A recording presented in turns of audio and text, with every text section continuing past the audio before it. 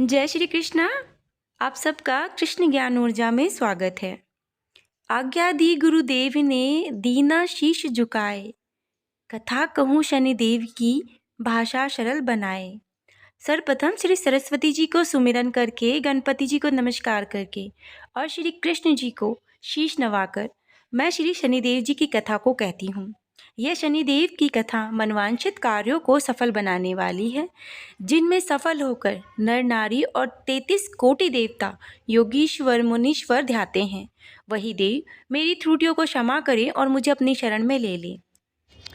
एक बार संसार में चहुं ओर पूजे जाने वाले नवग्रह एक साथ एकत्रित हुए, परस्पर विविध प्रकार से वार्तालाप करने लगे।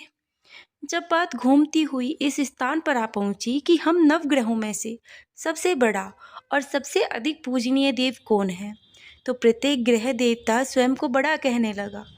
इस बात पर जब बहुत देर तक वाद विवाद होता रहा और कोई निर्णय ही नहीं हो सका, तो ये तय हुआ कि चलकर इंद्रदेव से ही इसका निर्णय कराया जाए। अतः 9 के 9 ग्रह इंद्रदेव के समक्ष चले गए। ये सब बातें उन्होंने इंद्रदेव को बताई। अब इंद्रदेव सोच में पड़ गए कि मैं किसे छोटा या फिर किसे बड़ा कहूँ, किसकी श्रद्धा का पात्र बनूं और किसके कोप का भाजन। अंत में उन्होंने सोच समझकर कोई निर्णय ना करते हुए बोले कि मैं बहुत ही अल्प बुद्धि हूँ और इस बात का निर्णय करने में मैं बहुत ही असमर्थ हूँ। मुझे तो आप सभी बड़े नजर आते हैं। मैं आप सभी का आदर और सम्मान समभाव से करता हूँ। इस पर नवग्रह संतुष्ट नहीं हुए और हट करने लगे कि इसका निर्णय तो अवश्य ही करना चाहिए। तब देवराज बोले, आप लोग मृत्युलोक को चले जाइए। वहाँ एक अत्यंत न्यायप्रिय राजा विक्रमादित्य राज्य करता है। आप उनके पास जाइए, वह अवश्य ही आपको कोई ना कोई उचित निर्णय दे देंगे। अब इंद्र से निराश होकर नवग्रह मृत्युलोक को आ जाते हैं। देवराज इंद्र ने जब उन्हें वहां जाते देखा तो प्रसन्न होकर चैन की सांस ली, और इस धर्म संकट से निकलना उनके लिए सचमुच ही कितना दुश्वार था। पर अपनी चतुराई से वे अपने ऊपर आए संकट को राजा विक्रमादित्य के ऊपर टाल गए।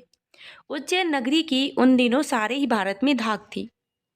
एक तो वहां राजा विक्रमादित्य के दरबार में बड़े बड़े ज्ञानी और ध्यानी लोगों का सम्मेलन होता रहता था। दूसरे वो न्यायप्रिय राजा थे। स्वर्ग में जब नवग्रहों का कोई निर्णय नहीं हो पाया, तो वे अपने अपने विमानों पर आरूढ़ होकर मृत्युलोक पर आ पहुंचे। ठीक उसी समय जब राजा विक्रमादित्य का दरबार ठसाठस भरा हुआ था, तो नवग्रह वहां पर जा पहुंचे। नवग्रहों को इकट्ठा देखकर विक्रमादित्य अपने सिंहासन से उठ खड़े हुए और सभी देवों का सम्मान पूर्वक आसन ग्रहण करने को कहा, किंतु राजा के सम्मान को किसी भी ग्रह देवता ने स्वीकार नहीं किया। इस बात पर विक्रमादित्य उन्हें प्रश्नवाचक दृष्टि से देखने लगे और बृहस्पति देव ने आगे बढ़कर दृढ़ स्वर में कहा कि हे राजन, हम यहाँ तब तक आसन ग्रहण नहीं करेंगे कि जब तक आप हमारा यह निर्णय नहीं कर देते कि हम लोगों में से बड़ा कौन है और छोटा कौन है। अब राजा अपने ऊपर आए धर्म संकट को देखकर पल भर को तो घबरा गए, किंतु स्वयं शीघ्र ही उन्होंने संभाल लिया। उसने अपने आप में एक युक्ति निकाल ली। दरबार में छोटे छोटे आसनों की एक पंक्ति प्रवेश द्वार तक चली गई। राजा ने उन लोगों से कहा कि आप यहाँ पर आसन ग्रहण कीजिए और मैं अभी सोच कर निर्णय करता हूँ। यह कहकर राजा अपने सिंहासन पर बैठ गया। सिंहासन के निकट ही जो आसन पड़ा था, उस पर भगवान बृहस्पति जी जा बैठे। उससे अगले आसन पर सूर्यदेव जा बैठे। सूर्य के निकट ही चंद्रमा, और इसी क्रम में बुध, मंगल, राहु, केतु इत्यादि ने अपना अपना आसन ग्रहण कर लिया था। पंक्ति में 8वें थे भार्गव, किंतु उन्हें भी संतोष था। इसके बाद बैठे भगवान शनिचर, किंतु आसन प्रवेश द्वार के समीप होने के कारण और सबसे अंत में होने के कारण शनिदेव उस पर नहीं बैठे। राजा विक्रमादित्य ने सोचा कि जो ग्रह उस अंतिम आसन पर बैठेगा, वह उसी को विनय और दयाशीलता के आधार पर बड़ा कह देंगे। पर वहां तो बात दूसरी ही हो गई। शनिदेव अति क्रोधी और विकट स्वभाव के देवता थे। वह बैठे नहीं और 8 ग्रह खिलखिलाकर उन पर हंस पड़े। अब इस प्रकार अपना होता अपमान देखकर शनिदेव की आंखें लाल हो गईं और भ्रिकुटी तन गई। क्रोध से कांपते हुए बोले कि राजन, मुझसे बैर लेकर तुमने अच्छा नहीं किया।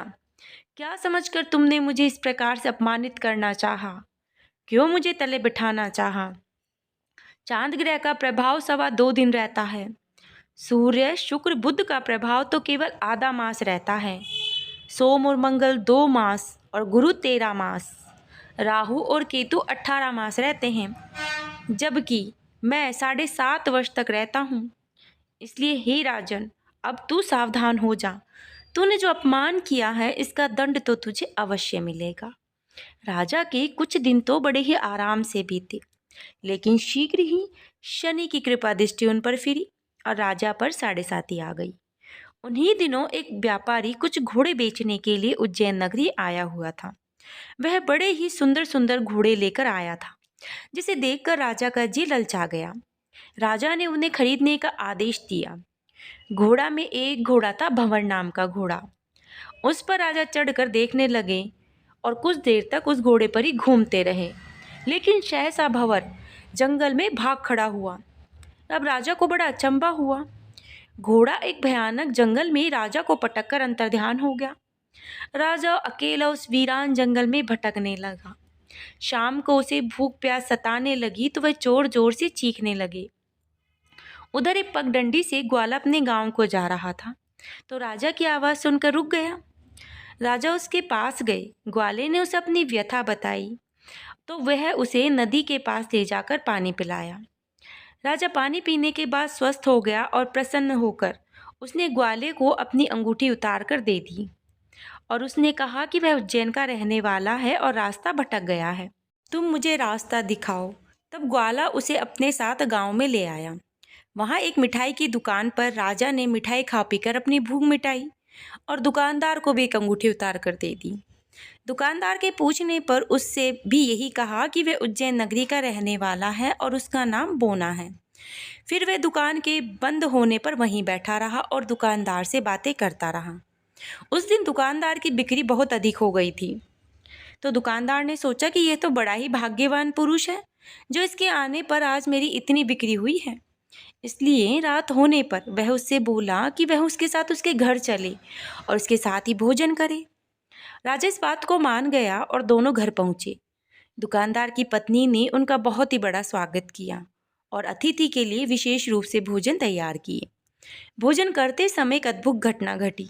जहाँ राजा भोजन कर रहा था, वहीं सामने की दीवार पर एक सोने का सतरड़ा चित्र था। सहसा ही वह हाथ टंगा हुआ था, उसके पीछे वहाँ से अदृश्य हो गया। दुकानदार के यहाँ एक बांदी थी, उसने जाकर घर की मालकिन से कहा कि खूंटी पर तो हार है ही नहीं। जब बात दुकानदार तक पहुंची तो उसने राजा से पूछा। राजा ने कहा, मुझे तो नहीं मालूम, तुम्हारे और मेरे अतिरिक्त यहाँ कोई नहीं था, तो सच सच बताओ कि हार कहाँ है। राजा ने कहा, मुझे नहीं मालूम, मेरे पास कोई हार नहीं है।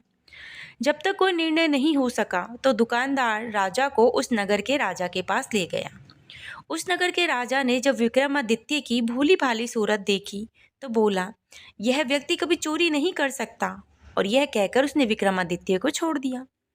विक्रमादित्य जब उसे नगर में यूं ही उधर उधर घूम रहा था तो उस नगर के एक तेली ने उससे कहा कि वो उसके यहाँ काम कर ले। उसे रहने का स्थान और खाने की सामग्री दे दी। राजा मान गया और तेली के घर आ गया। वहाँ सारा दिन राजा धानी पर बैठा रहे और बैलों को हाँकता रहे और तेली बाजार में तेल बेचकर आता था। वर्षा ऋतु आई और मूसलाधार बारिश होने लगी। तब धानी पर बैठे विक्रमादित्य ने मौज में आकर ऊंचे ऊंचे स्वर में राग अलापना प्रारंभ कर दिया। निकट ही उस नगर के राजा का राजमहल था और वहाँ खिड़कर पर बैठी राजकुमारी ने जब राजा का मधुर स्वर सुना तो उसे अपना दिल दे बैठी। उसने बांदी को पता करने के लिए भेजा। बांदी महाराजा को गाते देखकर लौटी और बोली राजकुमारी से कि वहाँ कोई अति सुकुमार नवयुवक बैठा मस्ती में आंखें बंद किए गा रहा था। राजकुमारी ने सुना तो उसने अन्न जल त्याग दिया और उसने कुछ नहीं खाया। तो ऐसा देखकर रानी ने आकर उसे समझाया। इस पर वह बोली कि वह तो उस गाने वाले से ही शादी करेगी। रानी ने जाकर राजा से कहा कि राजकुमारी तो एक तेली पर मोहित हो गई है और उससे शादी करना चाहती है। राजा ने सुना तो उसे बहुत ही क्रोध आया उसने तेली के घर से विक्रमादित्य को बुलाया और उसके हाथ काटकर जंगल में फिकवा दिया। यह बात जब राजकुमारी को पता चली तो वह और भी इस बात पर दृढ़ हो गई कि वह शादी उसी से करेगी। बोली कि मैंने अब उसी को वर लिया है, चाहे जैसा भी हो मैं शादी उसी से करूंगी। बेटी की हट देखकर लाचार राजा ने दोबारा विक्रमादित्य को नगर में बुलाया और उससे राजकुमारी का मामूली ढंग से पाणी ग्रहण करवा दिया और दोनों एक साधारण से मकान में वहीं रहने लगे। एक दिन जब विक्रमादित्य सोया हुआ था तो स्वप्न में उसे शनिदेव नजर आए। विक्रमादित्य ने उनके सामने नमस्कार किया और क्षमा याचना की। शनिदेव ने उसे आशीर्वाद दिया और बोले, अब तुम्हारी साढ़े साती खत्म हो गई है। राजा बोले कि हे शनिदेव, मुझसे जो गलती हुई है वो मुझे क्षमा कर दीजिए। शनिदेव ने मुस्कुराकर उसे आशीर्वाद दिया और राजा के दोनों बाजू दोबारा बाहर निकल आए। राजा ने अपनी पत्नी राजकुमारी को रात को जगाया नहीं और रात को वह वहीं पर सो गया। सुबह राजकुमारी की आंखें खुली तो उसने अपनी गर्दन में बाहों को पड़ी देखा तो वह चौंकर उठ गई और शीघ्र ही विक्रमादित्य को जगाकर उससे सारी बातें पूछने लगी। तो विक्रमादित्य ने उसे सारी बातों से अवगत करा दिया। जब राजा को यह बात मालूम हुई तो वह भागा भागा आया और उस अपंग को फिर से स्वस्थ देखकर चकित रह गया। विक्रमादित्य ने उनसे भी शनिदेव की ही कृपा का फल बताया।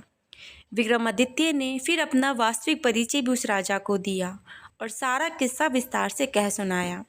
सुनते ही राजा विक्रमादित्य के चरणों में गिर गया और क्षमा याचना करने लगा। बस यह खबर शीघ्र ही सारे नगर में फैल गई। दुकानदार आया और वह भी विक्रमादित्य से माफ़ी मांगने लगा। विक्रमादित्य ने उसे उठाकर आसन पर बिठाया और कहा कि तुम घर जाकर उसी खूंटी पर देखो, हार टंगा होगा।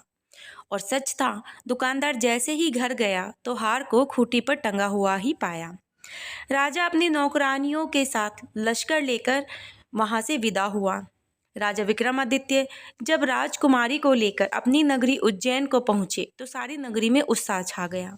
अपने राजमहल में प्रवेश करने से पूर्व विक्रमादित्य ने नवग्रह की पूजा की और शनिदेव को सर्वोच्च स्थान दिया और साथ ही नगरी में ढिंढोरा पिटवा दिया कि शनिदेव मनोवांछित फलों को देने वाले हैं और नवग्रहों में सर्वोच्च हैं।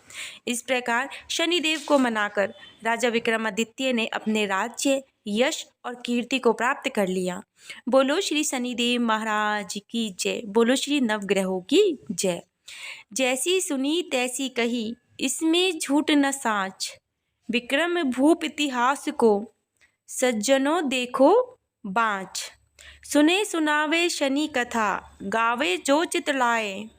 सत्य वचन है संत का, वाको संकट जाए।